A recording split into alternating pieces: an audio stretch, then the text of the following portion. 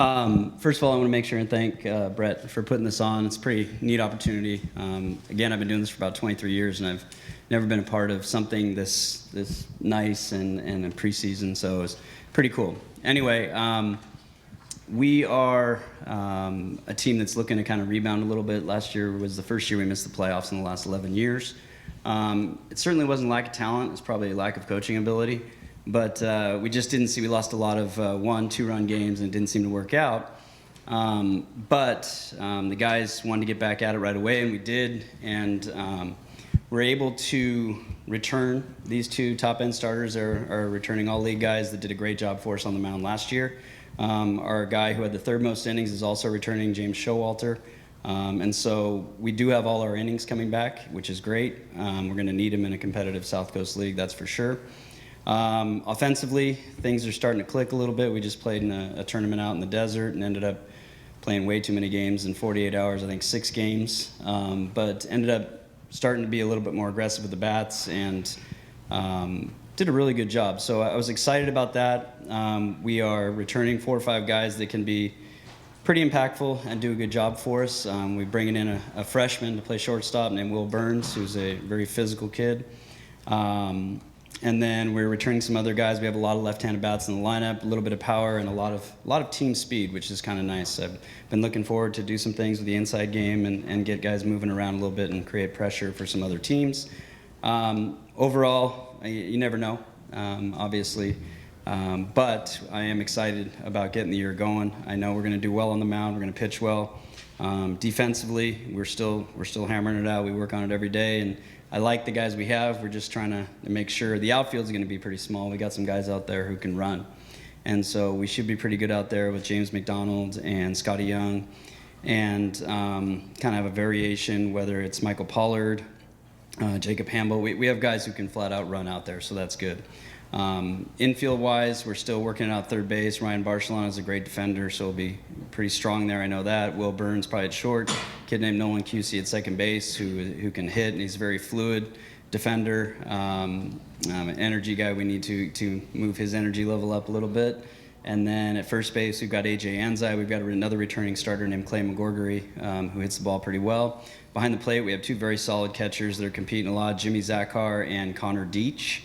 And then, you never know. There's always an injury or something happens, and 1 or 2 players are obviously going to sneak in there. They'll probably do something this year that maybe we didn't have plans for right away.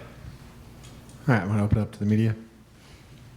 Coach Steve Doherty from PBR. Why don't you talk a little bit about the guys beside you that are bookending you here, about what they mean to your program as seniors and how they're going to, with their knowledge and what they've done and some of their accomplishments, how is it going to kind of get down to the younger guys? I think they both lead by example.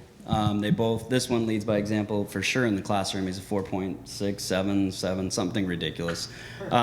He just committed to Chapman University yesterday. Left hit, left throw guy that works hard, and the bat's really coming around. He's put a lot of time in on strength and conditioning in the offseason, and so I think he's going to end up being a 2-way guy there. Hayden is a scholarship guy going to Northridge. He's been with us since the sophomore year. Serrano saw him this summer, and it was complete Serrano guy, sinker slider, 88, 89, and with a good curveball, great pick move. Both of them last year, AJ had 2 outings against Capistrano Valley where he went 14 innings, gave up 3 hits. He took a no-hitter in the 5th inning twice. So a very good command left-handed pitcher, 3-pitch mix that just throws strikes and does a great job for high school. Hayden is experienced as far as 3 years.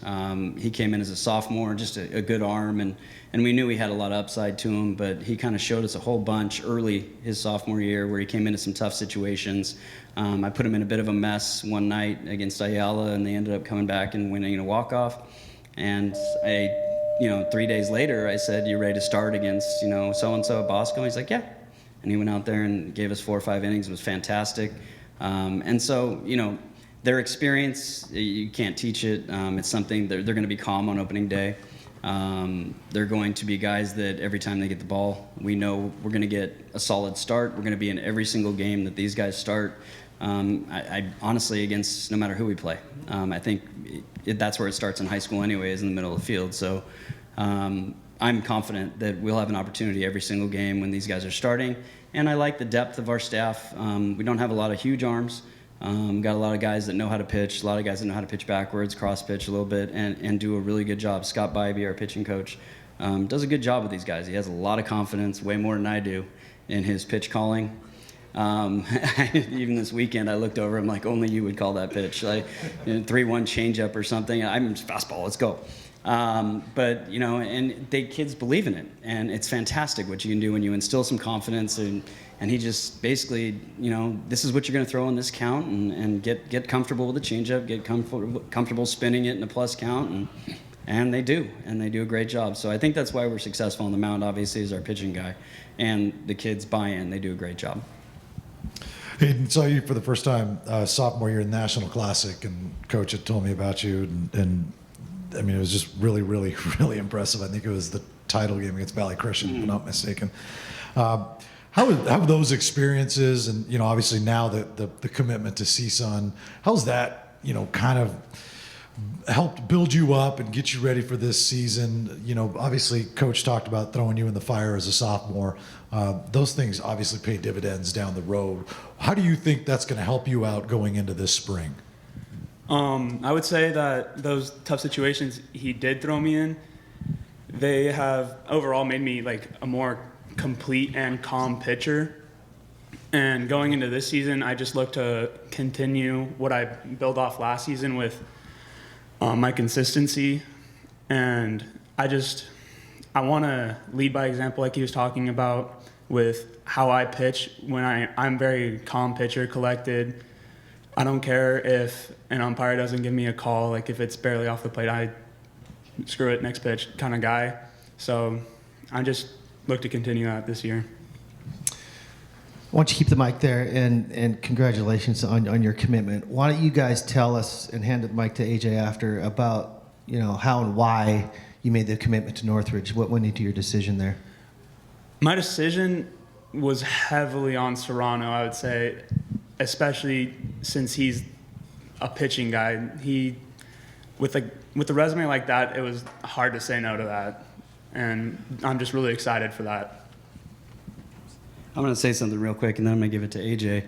There was a week where he was at, I think, EBS, and he was upper 80s, the ball was moving, a bunch of arm side run, and all of a sudden he's visiting UC Davis, San Jose State, and Northridge, and a bunch of attention.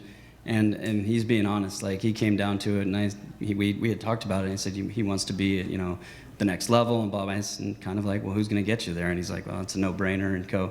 So that's exactly the exact same conversation we had for sure. And this guy is just too smart for all of us, and so he had his choice of academic schools. I know that. I picked Chapman because, one, it was a close location for my family, and family's most important to me. I love them coming to and support me, and they support me with everything I do.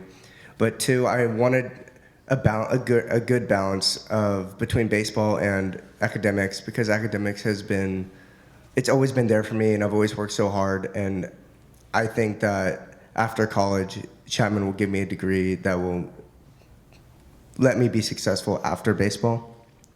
And on the baseball side, I was really impressed by how good the team was, and they didn't win the national championship last year for no reason. And I'm really excited to bring another national championship there. Congratulations. Coach, you mentioned the South Coast League and how good it's as good as any league anywhere. Do you feel like you need to try to sneak a couple of wins in earlier on your schedule just because of how combustible that league it can go, right, and go top to bottom real quick for you? It's not something you say like, well, I'm going to schedule down, get us some W's, and move on. Winning is contagious, and it does help. But we've had plenty of seasons where we struggled in the preseason, got into league, and did well.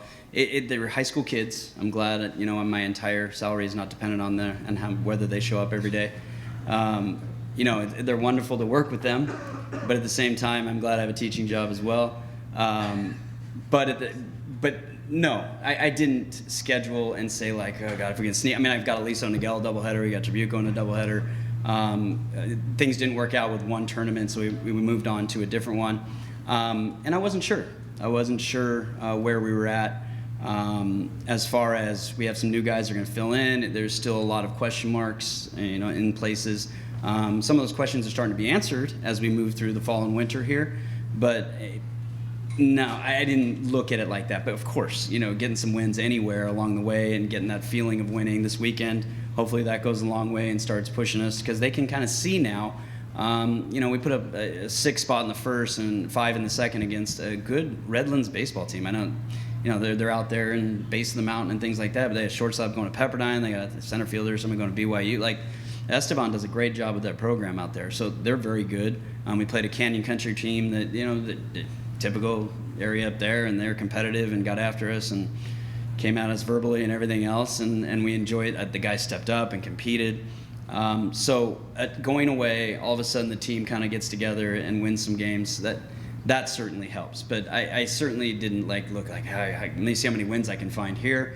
You open up with Esperanza. Traditionally, they've got plenty of good baseball players. Capital Christian's got some guys signed, and then we move into our league, and our league is everybody asks me, I think the last few years, where are you going to finish? I don't know, first, fifth. It depends on which kids show up and how often and what happens, because it really is just that. And so I don't want to be cliche and day-to-day and all that fun stuff, but it really is like, if you get a good feel going and guys are playing well, then you're going to be in good shape. If you're scuffling all year and you're fighting an injury, or this happens or that happens, and you drop this game and now it's 2 in a row or 3 in a row, it can get weird on you pretty quick, and the season's short. Chris, it's good to see that Clay McCorgery is fully healthy. Is you planning on pitching him this year? He's thrown. That's a great question. This kid broke his humerus his sophomore year throwing a pitch. And so it's one of those freaky Dave Dravecki injuries for the older guys here. The ball went up the backstop, and I thought it was a UCL. And actually, I don't know which was worse at this point. But it took him a good year and a half, because he broke it again playing catch in March of that year. When he was rehabbing, and he just threw another ball and it broke again. So he took a year off, and he hit for us last year, DH'd only. And so he did throw. He's thrown about 3 or 4 innings. He's experiencing a lot of general arm soreness, and not injury related, not humerus related or anything. There's a bunch of calcification. If you looked at an x-ray, it's bigger there than it's ever been, and maybe that's creating some weirdness with muscle structure and things like that. But he's still got enough, and he's playing first base, he's playing defense. He's been on the mound a couple times. The velo's a little bit down, but he's still got arm side, and he's still got a good changeup. If he feels like he can contribute, I would put him on the mound in a second. He would eat up some innings for us for sure. But I am certainly not going to push him in that direction, and if he comes to me and says I'm ready to do it some more, then we'll do it some more. Lance Smith, Scorebook Live. Question for anyone. When you add up all the Mission Viejo athletics, one of the best public school sports schools, and not just SoCal, but really the country, do you guys ever feel like that puts a target on your backs? I'll let the kids answer this one. I would say so, yes, because if you come to any one of our winter games, you just see the other dugout and they're all firing, like they're yelling at us, and it's some of the new kids are like, what's this all about? Like, and they're just taking a winter game and trying to chill out, and it's always a target. So every game we go to, it seems like the other team always knows who we are. They always want to bring the best they can to beat us, and if we don't step up to that challenge and we don't accept that they are trying to beat us with everything they got, then we're never going to win. And so we have to bring our best every single game. Which we don't do in the winter and fall. And I've taken some partial responsibility for that, because I want to save the energy level, and you go that hard for 10 months, it's going to be ridiculous. So I try and instill a little bit of a business approach, like, let's get your at-bats in, get your innings in. I'm not keeping score, I'm not keeping stats over here, but I need you to get about and do your work. Well, sometimes you get out here and play some of these games, and there are some teams that are really excited to play you. And so I did bring that up, because at that point I said, this may be on me. Like, you need to match energy. I don't need you to get the pom-poms out. It's not, we're not in the first round of the playoffs, but I need you to match their energy level. Get on and off the field and do things the right way. Get your work in, but we do need to start participating in this energy game.